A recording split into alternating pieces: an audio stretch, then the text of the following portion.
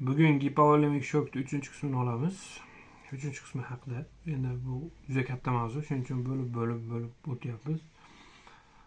Endi qani ketdik. Qisqacha klinikasi, ya'ni gipovolemiya shokdagi odamni oldiga borganingizda birinchi ko'radigan narsa sovuq va nam teri.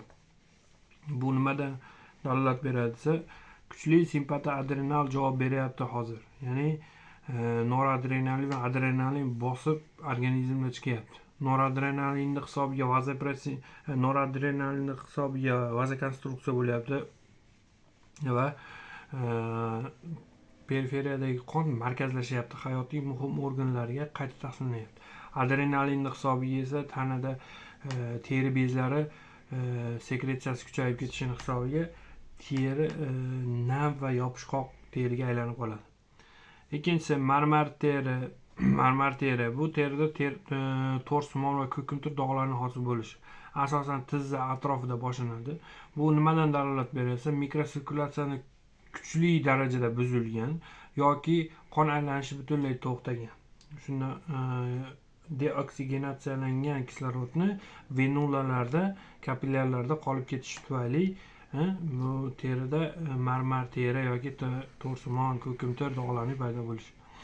Endi yana bilishimiz kerak bo'lgan narsa, bemorning oldiga borganimizda kapillyarlarning to'lish vaqti haqida bilishimiz kerak. Bu asosan ikkita joydan bilsak bo'ladi. Birinchisi tirnoq ostidagi, ya'ni mana yerdan bilsangiz bo'ladi, va tirnoqning ustini bosib, ostidan bilsak bo'ladi.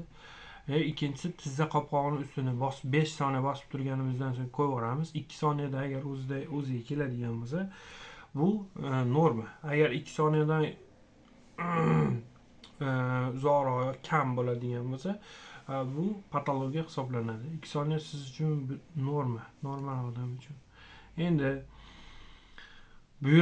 buyrak funksiyasi, qon oqimining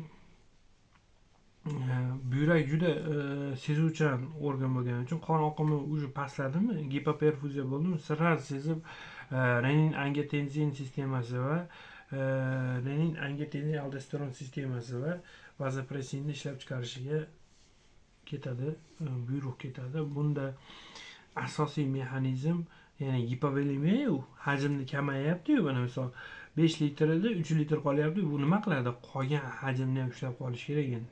Buning uchun biz siydikdan suvni chiqarmaymiz, ya'ni natriyni ushlab qolib, un bilan birga suvni ham ushlab qolamiz. Va o'z-o'zidan siydik nima bo'ladi? Siydik hajmi kamayadi, siydik konsentrlanadi.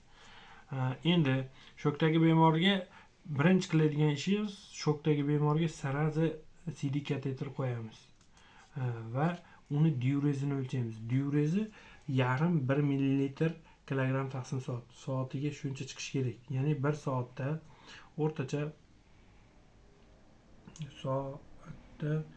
o'rtacha 70 kilogrammli odam uchun 1 millilitr, 0,5 millilitr bo'ladigan bo'lsa, 70 millilitr suyuqlik chiqishi kerak.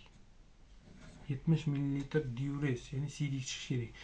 Agar shok og'irlashib boraversa, oliguriya yoki anuriya kelib chiqishi mumkin. Oliguriya bilamiz, 400 millilitrdan siydikning kamayib ketishi yoki anuriya, umuman siydikning yo'qolishi. Bugungi ma'lumotlarimiz shulardan iborat. E'tibor uchun rahmat.